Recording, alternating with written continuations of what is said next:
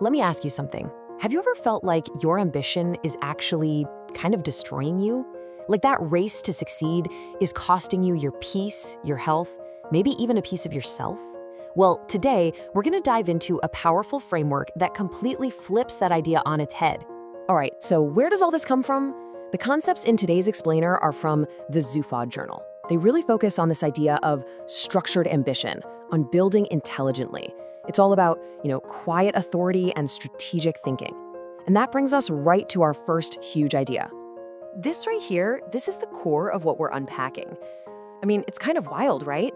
Somewhere along the line, our culture started celebrating being exhausted, being constantly busy, being stretched to the absolute limit.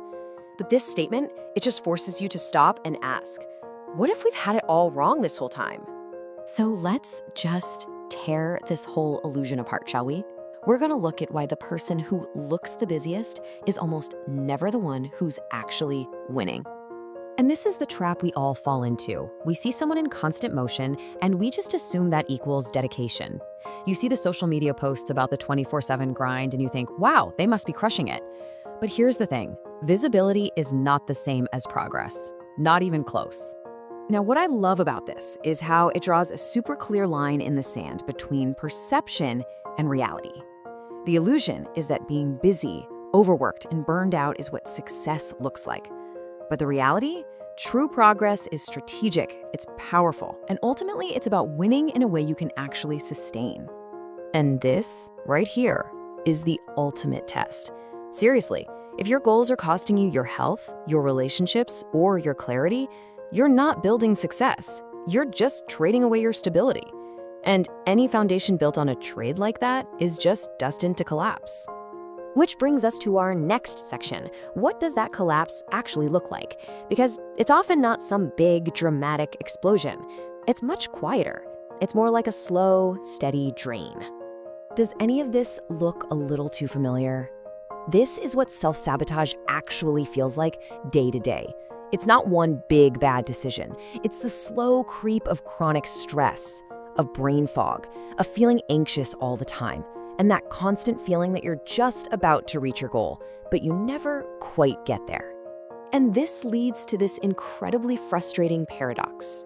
Your effort goes way up, but your actual output, your results, they go down.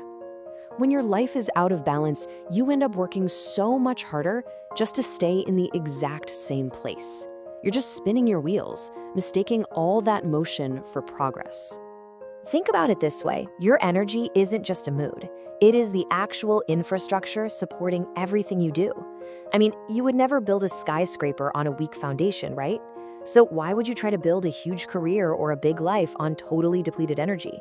It's not optional. It is absolutely essential. Okay, so we've really defined the problem. Now let's explore a framework for the solution. This is a really powerful mental model called the Wheel of Life. And this just illustrates the concept so perfectly. Imagine your life is a wheel with different spokes. Your wealth, your career, your wellness, your relationships, your long-term vision. For the wheel to roll smoothly, all those spokes need to be in some kind of relative balance.